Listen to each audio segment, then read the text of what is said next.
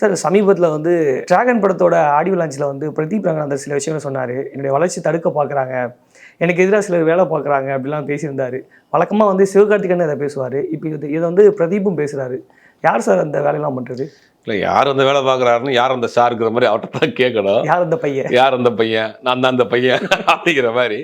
முதல்ல அவர் அந்த இன்டர்வியூலாம் அவர் வந்து பேசுகிறத பார்த்தா ஒரு ஒரு வார்த்தைக்கு முன்னொரு வார்த்தைக்கு பெரிய கேப்பிட்டு பேசுகிறேன். அதை பார்க்குறதே பார்த்தேன்.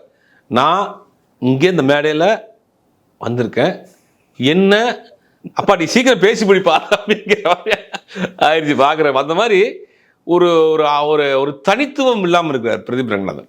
ஒரு நல்ல டைரக்டர். கோமாளின்னு ஒரு பெரிய படத்தை எந்த பின்புலமும் இல்லாமல் தனியாக வந்து ஒரு பெரிய மெகா ஹிட் படம் கொடுத்தாரு. அதுக்கு பிறகு லவ் டுடேன்னு ஒரு படம், அந்த படத்தை பற்றி விமர்சனங்கள் இருந்தாலும் மிகப்பெரிய அளவில் அந்த படம் வசூல் ரீதியாக கொட்டிய படம். அப்படிப்பட்ட ஒரு நடிகர் வந்து பார்த்தா அவர்கிட்ட பார்த்து நிறைய தனுஷினுடைய சாயல், பிரபுதாவுடைய சாயல் நிறையா இருக்கும். அவருடைய பாடி லாங்குவேஜாக இருக்கட்டும், எஸ்.ஏ. சூர்யா, நிறைய பேருடைய மிக்ஸ் பண்ணி ஒரு மிக்சட் ஃப்ரூட்டாக பிரதீப் ரங்கநாதன் இருக்கிறார். காக்டெயில் மாதிரி இருக்கிறாரு வச்சுங்க. நான் ரீசெண்டாக மிக்சட் ஃப்ரூட்டுன்னேன், அது காக்டெயிலாக போய் நிற்கிதாங்க. இந்த டிராகன் படம் தான் ரொம்ப நாள் அந்த படம் ப்ராசஸ் இருந்துச்சு. ஏஜிஎஸ் தயாரிச்சிருந்தாங்க. அந்த படத்தினுடைய சமயத்தில் ஒரு நிகழ்ச்சி நடந்துச்சு. அதில் பேசினப்போ தான் எல்லாருக்கும் நன்றி சொல்லி முடிக்கிறப்ப 15 நிமிஷம் ஆகிப்போச்சு. இந்த படத்தினுடைய கேமராமேனுக்கு ரொம்ப நன்றி அப்படின்னு இப்படி பேசிகிட்டே இருந்தாப்புல. கடைசியில் முடிக்கிறப்ப வந்து ஒரு செடி வளர்கிறப்ப போகிற வர்றவங்களாம் கிள்ளி எடுத்துகிட்டு போயிடுறாங்க, கிள்ளி வச்சுட்டு போயிடுறாங்க.